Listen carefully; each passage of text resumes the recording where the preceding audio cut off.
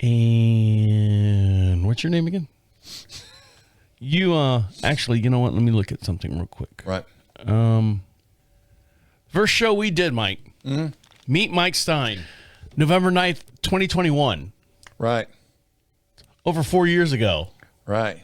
4 years, Mike. Wow. Did anybody even listen to it? Yeah. Oh, yeah. There's lots of them on there. Wow. Hundreds and hundreds of listeners on it. Let's see if I can play it. Come on, play. That don't have to be. They can be healthy horses. They can work for a long time. First show. And, our goal is to retire them old because they're old, not because they can't. Now, we had another farrier here prior to Mike. Now, Mike is my farrier. He was shoeing horses, and he was here, an hour or two or whatever it was. So there you go. How about that? 4 years ago, Mike. Wow. We've come such a long way. And we're still sitting in the same place. Still sitting in the same place. All right. Okay, you ready? Yes. Here we go. And now for something special. The unit is self-contained with its own saddler, farrier, wheelwright and so on. It's a rigorous training dished out who know all there is to know about horses, and it brings results. We take you behind the scenes now to show just some of the interesting aspects of this training.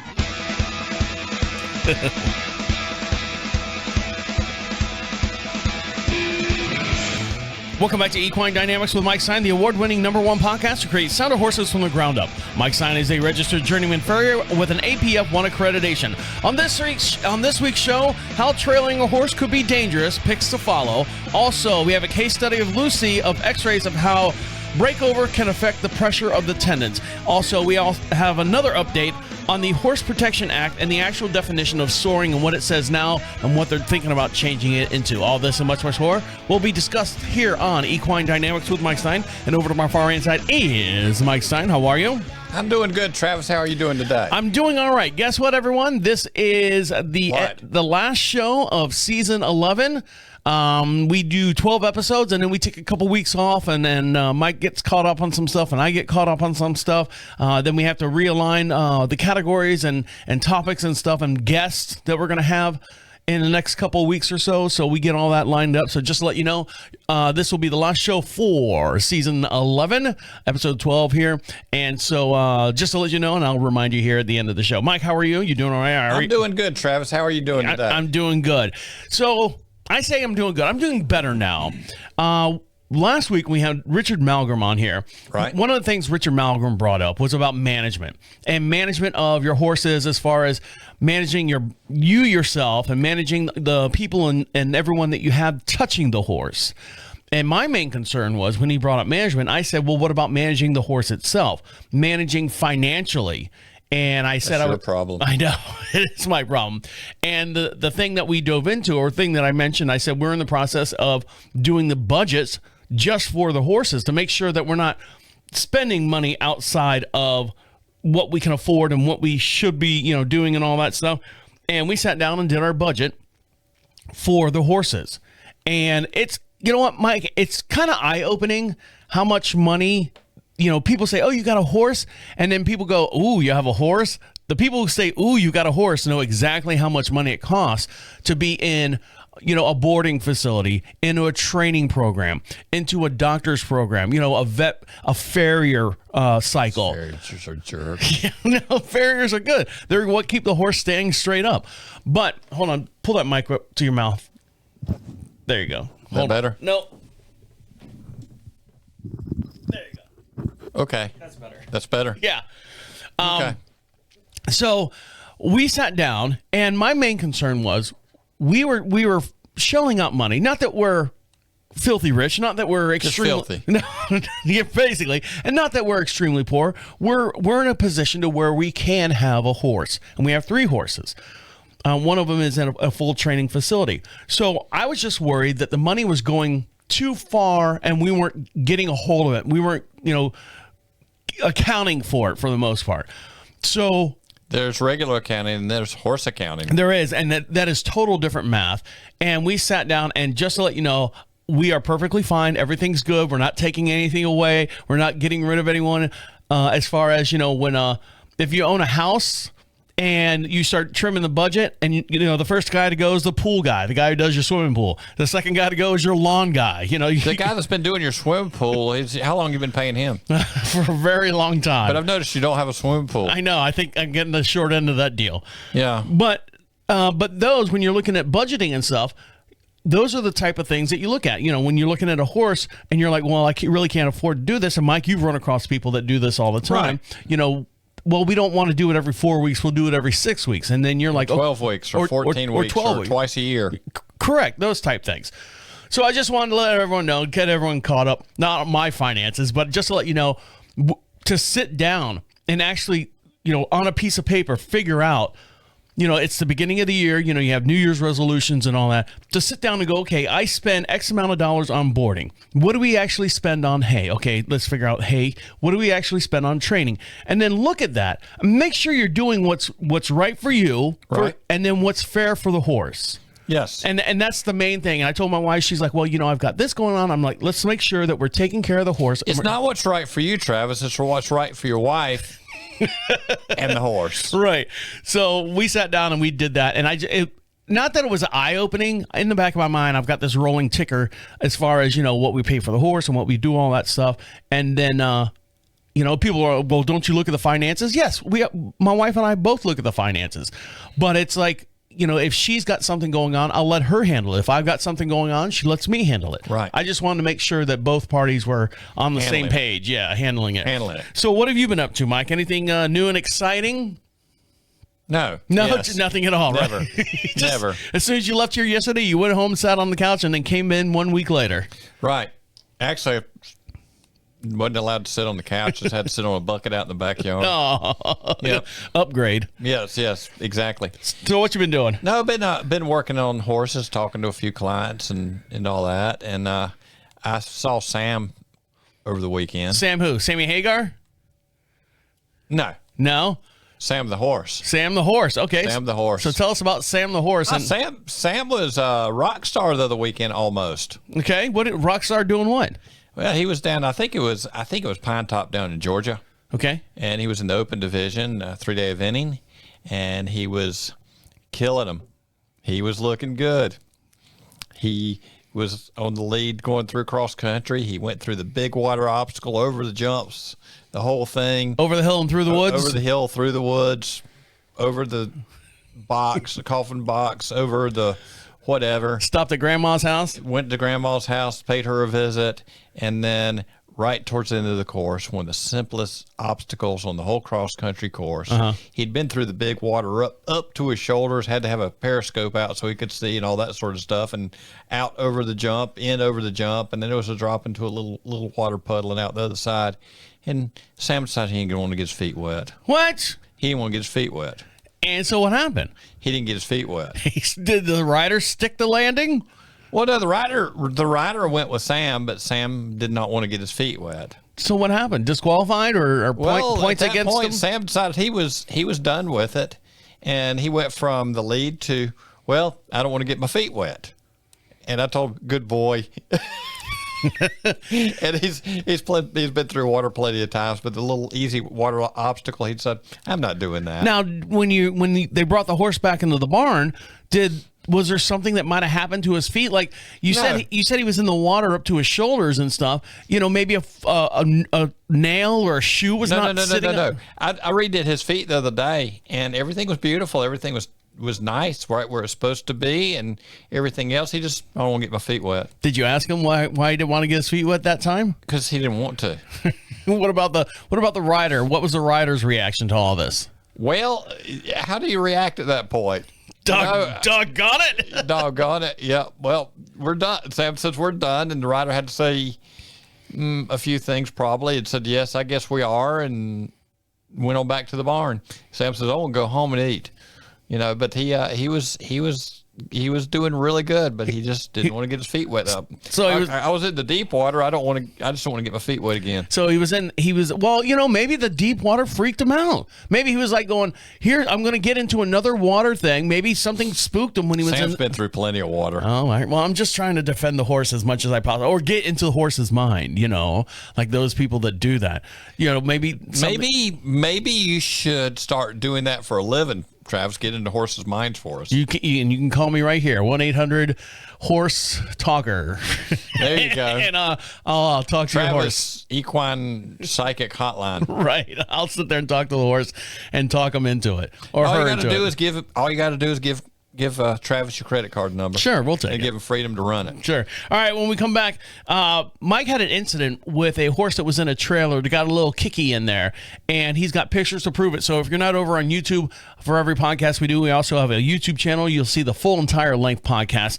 Over on YouTube, search Equine Dynamics Mike Stine.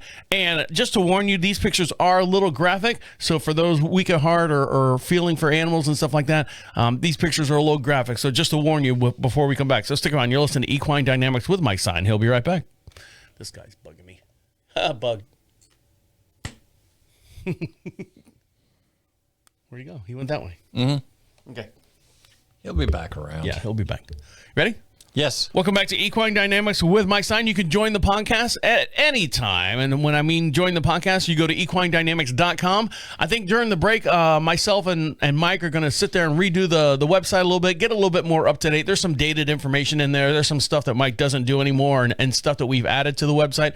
But if you want to join the podcast, the way you do that is go to equinedynamics.com. At the top of the page says join the podcast. Click on that little button.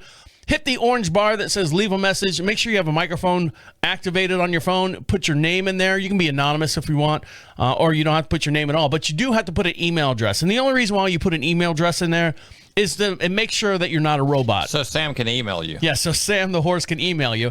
And it just sends us the message to our inbox. We broadcast every Monday morning, Eastern Standard Time at 9 a.m., just outside of Charlotte, North Carolina, a little town we like to call Marshville.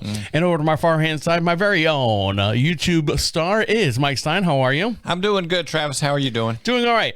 And you can be anonymous about that message. You can leave a message and just ask us anything or say anything you'd like about any of the podcasts we've been doing. Now, we actually went through, before we started this show today, we went through and looked at the very, very first show that Mike and I did, and it was on November 9th in 2021. So we technically have been doing this show for over 4 years. I said 3 years ago. I said 3 years a little while back, but it's actually 4 years we've been doing this show, Mike. So it's funny to listen to the professionalism back then and how far thus two have come along. How far off we've gotten from professionalism. And this is season 11, wrapping up season 11 here, and then we take a couple weeks off and come back like gangbusters in season 12. So now I'm going to switch over. What pictures are we going to look at, Mike? First, we're going to look at. You want the bloody ones? There you go. All right. So we're going to look at these pictures in morning. These pictures do contain some damage to a horse's hoof, and explain the damage, how this happened to the horse's hoof before I switch over to the cameras. Apparently, this guy was riding in a horse trailer because he's a horse and he went for a ride, right? Right. That's how they get around. Yes, exactly. And apparently he decided that he wasn't happy with something like the side of the horse trailer. And there's mats up on the wall, and he decided he needed to pound the mats, and apparently knocked some stuff loose. And one of the anchors that hold the mats up had a little flange on it, and they figured he was kicking the flange on the screw after he knocked everything out of the wall. All right. And now I'm going to show you the picture of the result of this. So here we go. Yeah, so he kind of peeled the side off of his hoof wall. Jesus, Mike. Jesus. You'd think that would be a little painful, right? Well, you would think it would stop after a while. I mean, it's kind of like, if you pull half of your fingernail off, you're not going to sit there and keep pulling the rest of your fingernail off. Well, no, I mean, back up on that one, because I've knocked my thumbnail off plenty of times and finished nailing the shoe up. Well, you're trying to get out of there because you're working. Yeah. Now, when I'm looking at this horse's hoof, it almost looks like a baby calf with the feathers. The feet. It looks like that. Like it's ripped off the whole entire the hoof wall, Right. and it's down to the soft, delicate parts. Right. Yeah, you're getting down to. They said it looked like they slaughtered a pig in the trailer, and I'm sure it did bleed. And if he was hyped up and kept kicking it, but he's peeled off some of that hoof wall right down to sensitive tissue. Yeah, that does not look good. You can see some of the lamina horn, and you can see the sensitive tissue, and you can see his heart was still beating because, well, there's blood flow. Yeah, blood flow. Yes, for sure. So you don't need a venogram there to see how much blood flow you've got there because it's there, right? Right. See it running out. Now, where was this horse going? Was it going to a show? I would hate that would be the situation if you're going to the show and this happens in the middle of traveling there. Well, that is a bit of a deal. Then you wouldn't want to step in the water like Sam, right? Right. But yeah, I think he was going home from wherever he had previously been, and in just towards the front of the foot in that area. I mean, he's ripped all the way down. There's just a big patch of sensitive tissue showing, and he bled. But I got the phone call as, can you come over and rebuild the foot? Don't you want to put a bar shoe on it and all that? This sort of deal. And my question is, she's like, is this going to totally ruin the foot? And I said, well, not unless there's some damage to the coronary band. But if you go back a little bit, up just above the wound, you see that crack in the hoof wall? Right here? That I would like to follow up into the coronary band because that probably was pre-existing. And you may find something in the coronary band there anyway that they said, no, it doesn't have anything going on in the coronary band. And they said the horse had no flares. But that tells me with some of the shape of the horse probably, and some of the stress in the hoof capsule, he probably did have a flare, but he removed it, so it's not a flare anymore, right? So my question for this is, I see that crack there, and she's like, will it grow back okay, right? Well, if this was a completely solid, 100% healthy hoof, would it have cracked and flaked like this? Like maybe because of the front of this hoof is nice and solid and there's no it's rigid. It's got a good foundation. It's got a lot of foot underneath it. Maybe this was the weaker part of the foot and the horse, pounding on that flange. If that was flared, it would be a weaker area. Right, and that's what I'm saying. If this was a completely healthy, 100% healthy hoof, we wouldn't, in my opinion, and back me up if I'm wrong on this. How far behind you want me to back? Way far. Would this much damage, I would accept a little bit of damage, but not this much damage on maybe the weakest part fell off. Maybe, but you don't know. They can apply a great amount of force when they pop something, and there's no telling what he hung it on, how much damage could be done. But I question that. And as far as saying yes, it was. Well, that part of the hoof's gone, so you can't say anything for sure. But they're immediately said, can you come rebuild the foot? Well, first, this has to heal up some and granulate in before you would build over top of it, and also look at what are we going to do to stabilize the foot if need be, and look at the living conditions as well. How is he doing? Is he lame? Well, a little bit, but he's chasing other horses around in the field. With his foot in this condition right now. Yeah, so, but don't we need to do something? I said, well, what are his living conditions? He lives out in the field. Well, I try to keep it clean as best I could, but if he's living out in the field and he's a young horse and he's chasing his friends because he just got back in with them, you're probably not even going to keep a bandage on there. No matter what you do, you would physically have to separate him or put him in stall rest. Well, can you isolate him and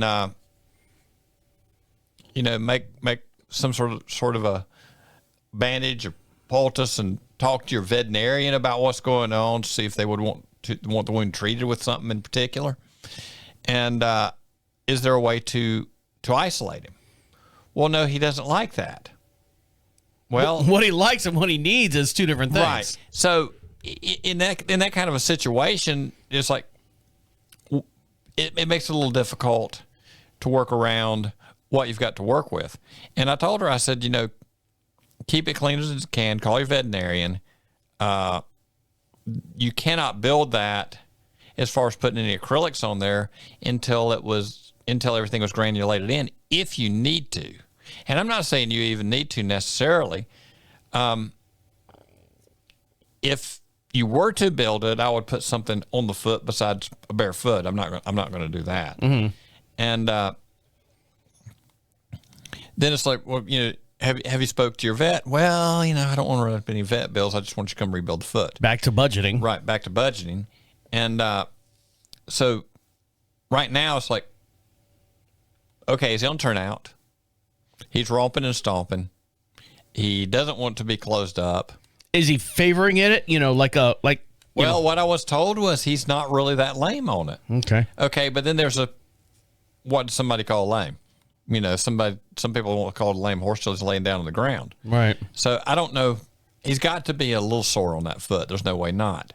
But there's only so much you can do within the living conditions. You ever seen us as humans? You ever seen those people that have like that big plastic boot with Velcro straps and stuff? Is there anything like that you can put on a horse where it can still run and jump and gallop and stuff, but yet still? There are some hoof boots that could be done, but if it's not going to be kept clean, it's going to be a big trash trap. Yeah, I can see that. Yeah.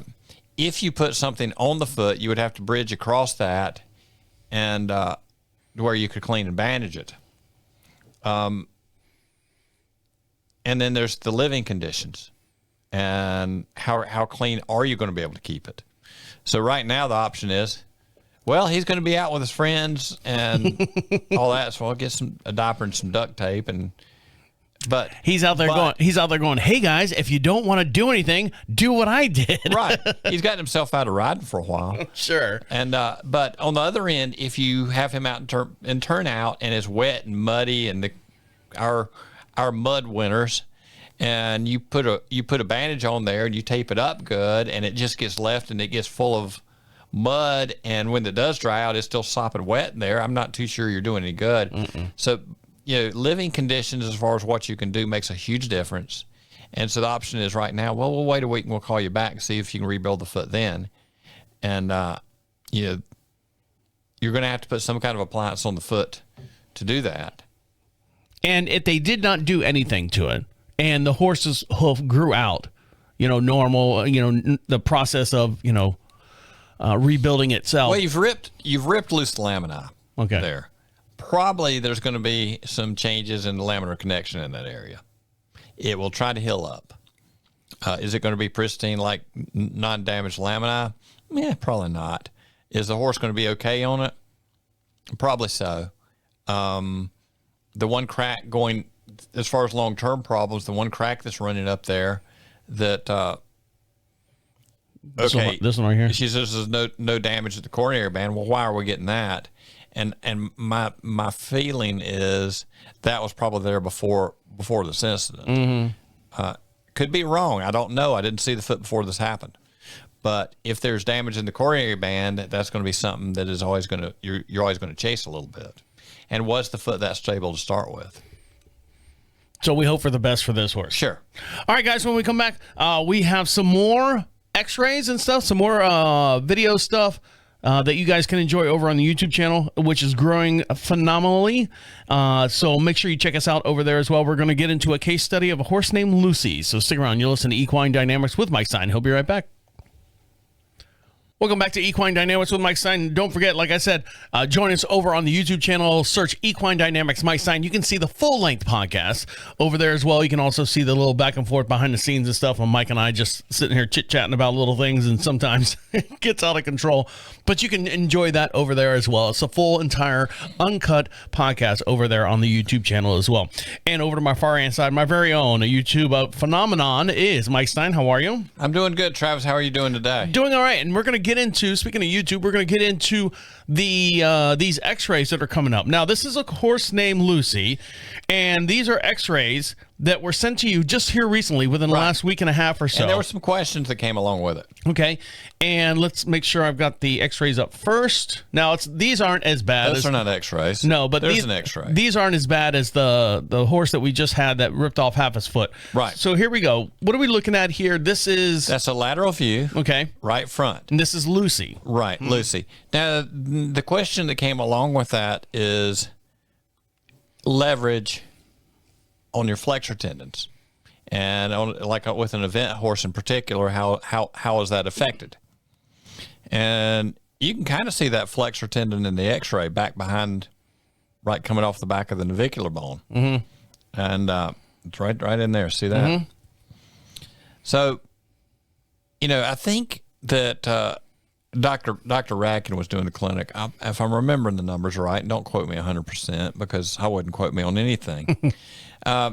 If you drop a line from the tip of the coffin bone to the ground, and you start measuring from there down the bottom of your shoe to where your breakover is, where the roll point is, where it starts, what's pushing the ground when the foot starts to lift. I'll do a lot of hammer rolls and all that kind of stuff. This shoe is relatively flat. Does that make a difference on tendon pressure? Sure it does. And I think that lecture that Dr. Radkin did, they were talking about around 100 pounds of pressure on the flexor tendon applied on your working horse, a 1/4 inch forward of the tip of the coffin bone. For every 1/4 inch, there was 100 pounds of pressure. So working with an event horse, especially your horses that are going the bigger distances and going harder, is that going to make a lot of difference?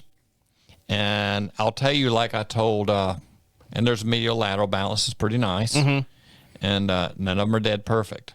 I personally, on my event horses, I don't do toe clips because there's so many of these horses' feet, especially these thoroughbred feet, where the foot is kind of squashed down and shoots forward. And does that keep you? To me, everybody's got a different opinion. To me, if the foot is shooting forward, that kind of keeps you trapped into where you can place your metal. And if the foot is shot forward considerably, and the foot is distorted forward, do you want to fit to the distortions or where the load should be? So putting a toe clip on there would eliminate a little bit of slop. It does, but I use more 1/4 clips myself. Okay. Which the argument is, when they rip a shoe off, can that take foot? There's pros and cons to everything we do. But if I've got a foot that's distorting forward and I use a toe clip, and I'm not talking about dressing the wall down thin, because somebody I want the shoe fit dead to where the wall is, and you kind of have to go that way with the toe clip. That kind of limits some of where I can place the shoe. If the foot's distorted forward, I want to fit to the parameters of where the foot should be, as opposed to if you look at the side view and where the bulb of the foot and the bulbs of the heels. You go to this one? That's the left front. Okay. But if you drop a line from the tip of the coffin bone down, and then back to the center of your coffin joint, right there, drop your line down there. Where is that shoe placed under the center of the load? It's pretty far out front. It's out front, yep. Okay, if you took that same shoe and shaped it a little different, and which would mean it would set back, you'd change the shape of that toe a little bit, hammer roll it, and you had a little more support out the back, because you need enough support to hold the leg up on impact, so the pastern doesn't collapse. So the shoe clip right here, too much. So the shoe clip right here is basically preventing you from bringing this whole entire shoe back up under. To a point, yes. Okay. Does it warrant doing this on some horses? Yes. But if I got a horse that's on a long gallop, and it's like I told a farrier that was working with me on horses a little bit on some event horse, I said, you got to think about this in this situation. Like Sam, that I don't know what that cross country course was down there. It was at Pine Top. It might be 3.5 miles. I don't know, but getting down to that last water jump when he gets his feet wet, Sam might say, "Yeah, I'm tired. I don't want to do this anymore." But what you're shoeing for is protecting tendons and ligaments in the bone column when the horse is tired. Now, looking at this horse at the first of the course, he's up, he's going, everything's strong. When he gets tired, and that's when you start getting injuries. So looking at this shoe right here, Mike, I don't know if you're watching this on the YouTube channel, He's almost falling off the back. I was just going to say his it looks like, you ever seen the people in Walmart that wear those flip-flops that are too small for their feet, and That's what I wear in Walmart. their heel is hanging off the back of the Get old pajama pants hanging down. Yeah, and the back of the heels hanging off the back of their Crocs, and it's scraping the Walmart floor. This is what this horse's foot looks like in the back. Now, mine don't wear in Walmart. I got some little bit of old duct tape on them too. But yeah. I mean, that can't be good for the horse. It's going to make the horse, make the horse's foot into the shoe rather than making the shoe fit onto the horse. What is that doing to the alignment and the stress on the horn tubules at the back of that foot? Yeah. Okay, so that would be in question. The other end of it with the horse doing cross country is you got to keep it at a point where two things. You got to have enough support. You got to have him moving where you can get that foot out of the way quick enough to keep that support on. And if you reduce that forward lever, that timing on that heel coming up off the ground to where the toe of the hind foot actually goes under it a little bit, as opposed to the foot. Oops. Gotcha. Which hand's this? This is the front foot. That's your right hand. That's your left foot. We'll do it better. We've got a foot, right? Yeah. As this foot's on the ground, he's galloping. This hind foot's coming in, and this needs to clear timing wise. If he's here and that toe's holding down, he comes in here, then you're peeling stuff off. You're knocking the shoes off. You're knocking the shoes off. So what you want to do is get that break up to where you got clearance. And people say, you can't put that much metal behind on an event horse. You can if you get him rolling out of the way quick enough. And you're talking about milliseconds. Yeah. And to be able to do that and to time that just right, it's amazing that you can do that, Mike. I can't walk up down the stairs. No, I know you can't. Not chew gum at the same time. No. All right, guys, when we come back, we're going to dive a little bit more because we've been talking about this for the last couple of weeks or so. We've been talking about it because it is going to make a big impact as soon as everyone can figure out what the definition is. And we're talking about soaring, and we got a little bit more of an update from Mike over there. He talked to his buddy over at the American Farriers Journal, and he got a good update on them as well. So Stick around. You're listening to Equine Dynamics with Mike Stine. He'll be right back. Welcome back to Equine Dynamics with Mike Stine. Don't forget to follow him over on Facebook. So just search Equine Dynamics Mike Stine. He's got 2 pages out there. He's got a personal page, which I think maxed out at like 5,000 people already. I think that's the rules on Facebook. But he's also turned over to a business page. And his business page is booming. It's going like gangbusters and stuff. And what he does is he posts on both of them is all these different articles, all these different x-rays and stuff, and educational stuff. If you want to further your education outside of this show in itself, make sure you give him a follow over on Facebook. That's Equine Dynamics Mike Stine. And over to my far inside, my very own follow is Mike Stine. How are you? I'm here, Travis. How much better can it be? It is awesome. I got my feet wet. Well, that's good. The last couple of days because it was raining. You should be careful. Keep clean socks on. Yeah. Like I said, I change them at least once a year. This is the last show for season 11. So make sure if you're just catching up on us now, we're going to take about 3 weeks off, and I'll give you the return date here in a little bit. And make sure you get caught up on all the past different podcasts that we have on the show here. Make sure you follow us on YouTube. I'm not wrapping up the show yet. And go back and listen to all the different special guests that we had on the show. Like you were talking about Megan Ratkin and Jeff Coda over on the American Farriers Journal. And speaking of the American Farriers Journal, we're going to dive into this story that's been it's been a sleeper, Mike. Not a whole lot of people. Who's sleeping? It's not a whole lot of people are talking about the HPA, the Horse Protection Act, and what they're saying is about the practice of soaring. Now, for the definition, it defines soaring. The act itself defines soar as a horse as follows. The term soar is when describing a horse, meaning that the irritation or blistering agent has been applied internally or externally by a person to any limb of a horse. Any burn, cut, or lacerations has been inflicted by a person on any limb of a horse. Any tack, nail, or screw, or chemical agent has been injected by a person to any limb of a horse. Any substances or device such has been used by a person on any limb or rib. And it keeps going on and on. All the other stuff, applications, injections, inflictions, practices such as horse sufferers cannot be reasonably expected to suffer physical pain or distress, inflammation, lameness when walking, trotting, or otherwise moving, and so on and so forth. The actual act goes on. So when I say nailing and I say all this other stuff, they don't really define it. I mean, literally, Mike, that's 90% of your job is sticking a nail in a horse's foot. Right.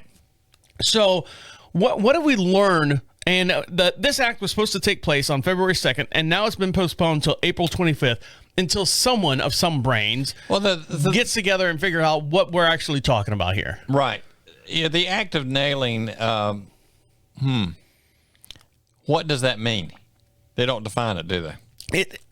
If you say nailing, if you want to go down, if you just want to sit there and go, okay, what is nailing? The action of hammer hitting a nail, then you have to go, okay, define hammer, define nail, define, what's the difference between a nail and a staple? What's the difference between a nail, staple, and a screw? You're right. I mean, not that I'm splitting hairs or anything. But you're splitting hairs. But hairs need to be split. And these are very, very vague terms that they're using. So what has Jeff over at the American Farriers Journal, what does he have to say about this? Now, he's got an article. He's got an article, and the thing about nailing is traditionally we put a lot of nails in a horse's feet. A lot. Not all at once, just over the cycle of. Of. Okay. Does nailing mean a nail in a horse's hoof wall? Right. Does nailing mean the occasional times horses danced around the barn, we're trying to get the shoe on, boom, boom, boom. 2 or 3 days later, he comes up, ow, that's close. It happens. All of us. Nobody's intentionally doing that to try to make a horse sore. Or does it mean a nail that's stuck in a pad, so when the horse lands on it, you get some penetration into the sole or pressure in the sole because of the nail? That's not made clear. So what does it mean? The other thing is when you start going through there, I found some stuff at points talking about how a horse is, it got so broad, how a horse is ridden can be considered soring. Lubricants on legs, fly spray, assorted this, that, and another thing. It got pointed out to me yesterday by one of my clients that if you put fly spray on a horse's legs and then you put like brushing boots or something like that as to protect the horse when he's out on his cross country or whatever he might be, sometimes that they can have breakouts, have some problems under the wrap, especially like a gray horse or white-legged horse, more so, probably. At least we'll go with that today, right? Mm-hmm. But so it's pretty broad as what could be considered soring. It needs to be defined, and some of the things as far as the shoe applications. And there was a point I found something that says within standards. Even if you're working with a veterinarian, it needs to be within their standards. Well, that's what I was just going to read right here. Right. Except terms does not include such as application, inflection, injection, use, practice, or connection with therapeutic treatment or of a horse by or under the supervision of a person licensed to practice veterinary medicine in that state which the treatment is being given. Right. And so that meaning with any of these applications that we do, and as farriers, we do it a lot to keep some of these horses going because, I've been a clinical farrier. Here's your friend. And He landed on you? yes, he did. He's my friend now. But are we going to have a vet out to do a write-up on every horse we touch? Or, Mike, or what they're going to make you do is kind of like what they did for people who do, like barbers, the people who do hairs and stuff. You have to have some kind of medical, it's almost a medical license, to do hair, believe it or not. Right.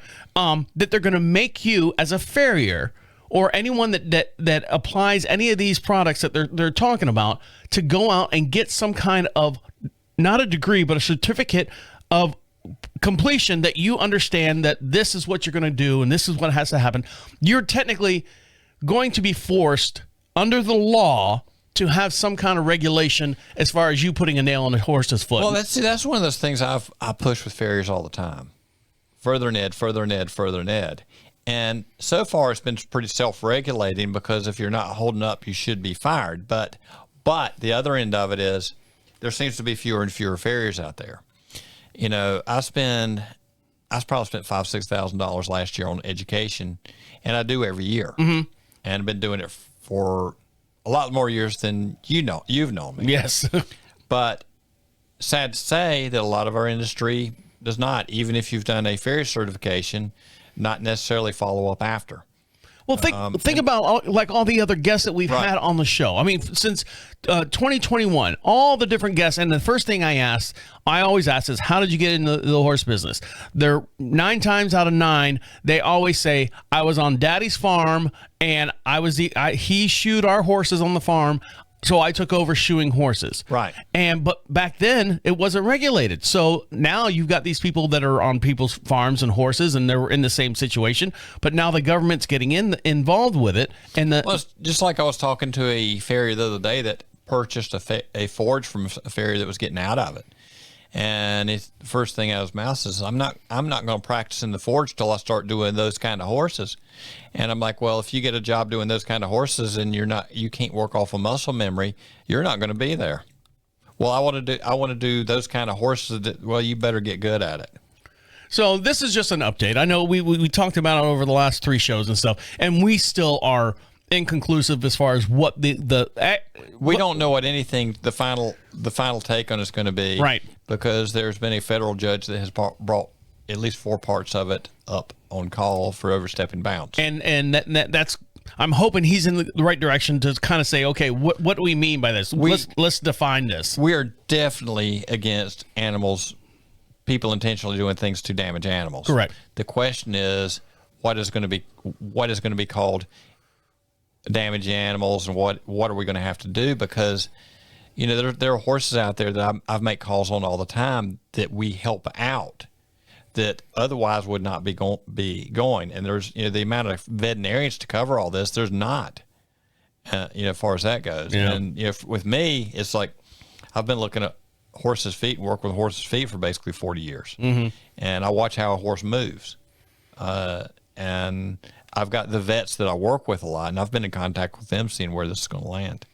All right, guys, one more little segment. We'll let you get back to playing with your ponies. Stick around. You're listening to Equine Dynamics with Mike Stine. He'll be right back. Yes. I think my friend left. He took off. You ready? Yes. Here we go. Welcome back to Equine Dynamics with Mike Stine. Don't forget, you can join the podcast. The way you do that is go to equinedynamics.com. At the top of the page, it says join the podcast. Click on that little microphone that you see up there. It opens up a microphone on your device. Speak right into it. You can put your real name in there. You can put a fake name in there. I don't care, but you do have to put a real email address. That way it makes sure that you're not a robot or anything like that. And you can comment on anything that we've talked about over the last 4 years or so. And like I said, we're wrapping up the season 11 here, so you can go back and get caught up on all the different shows that you've missed right now. And over to my far hand side, my very own Catch 'em Up is Mike Stine. How are you? I'm doing good, Travis. How are you doing? Doing all right. So what did we learn today, Mike? What did we learn today? The horse that was in a trailer that didn't like the matting on the side of the wall. And hold on, let me switch. He did not want it to be there. He did not. It had a bad taste in his mouth, I guess. He thought it needed to be removed. So, and this is a picture of the aftermath of the horse pawing at the pads on the wall after scraping it off. Right. So what are we looking at? We're looking at he peeled part of his hoof wall off, and some of that I don't know what the foot looked like before, but if you just look at the heel itself, that's a little underrun. So I don't know if there was some distortion in it that he hooked, and that part of the hoof wall was already stressed because it's not there now. But in a situation like this, when the horse is in turnout, the horse is romping around chasing his friends, apparently he's not dying from it today anyway. So you don't know if he could have. I mean, there are horses that have done that could damage the coffin bone and a few other things in there. But you don't know if they done anything to it as far as a boot or anything. We don't know that. Well, you wouldn't glue on top of that. You couldn't. Or just something to protect it. Hopefully they've done some bandaging. Hopefully they've kept them in a clean enough environment that you can keep the bandages okay. But as I understand, he's on turnout. And when the ground's wet and muddy, he's in the wet and the mud. So hopefully it will heal up and grow out okay without too much damage. Where the sensitive lamina has been ripped away, I'm sure there's going to be some changes in that area. And also the case study of a horse named Lucy with the toe clips on the front of the horse. Yeah, we're talking about leverage against the flexor tendon on an event horse with some of the question, and that gets to be a big deal when they're tired, when they're a big long gallop. That gets to be a major deal. Early on, when the horses are fresh, they can probably stand some of that, but later on, to keep them sound long haul, sometimes we need to think real hard about what we're doing on the breakover. And there are horses that can handle that fine, but there's plenty of horses that we can do some things mechanically in how we work the shoes to reduce some pressure. And like Jack Miller said we can either provide support and reduce leverage. And that's about all a farrier can do. And the latest update on the Horse Protection Act, basically, we don't know. We're all to hurry up and wait. Yeah, we're in a standstill here. So, so if you hear it out there in the barn and stuff, I know we do talking terminology, but this is an act that's being pushed out right now. So you might hear your vets talking about it. You might hear some other farriers and other people in your group core there talking about it as well. Right now, we don't know. So there's nothing out there concrete as far as what they're defining at. And as soon as they know, we'll know, and then you'll know as well. Yes, exactly. All right, guys. On behalf of Mike Stine over there, have a good day. Enjoy your ponies. My name is Travis, saying see you in about 3 weeks. Oh, what was the date that we're coming back on? That was the day that we're coming back. On that day, we pushed it out one because of getting the horse ready for the Carolina. So as of now, we're going to start back on March 17th. So you've got about 3 weeks, 3.5 weeks to go back and listen to all the different podcasts that we've been doing here. You're tearing out your bathroom. If you want some stuff really destroyed, I'll come by. I might need that 5-pound Thor hammer that you got to knock some tile off the wall. All right, guys, make sure you follow us on YouTube. Search Equine Dynamics Mike Stine, and also on Facebook as well. And if you'd like this clinic, if you like this podcast to perform at your clinic, your location, or anything like that, make sure you hit us up because we are getting into the busy season now. Always in the busy season. Go to equinedynamics.com. At the top of the page says clinics, and fill that form out, and we'll schedule you in. On behalf of Mike Stine over there, thank you. Have a good day. Enjoy the ponies, and have a good one, Trav. We'll catch you in a few weeks. We'll see you in a few weeks. My name is Travis, saying see you in a few weeks. All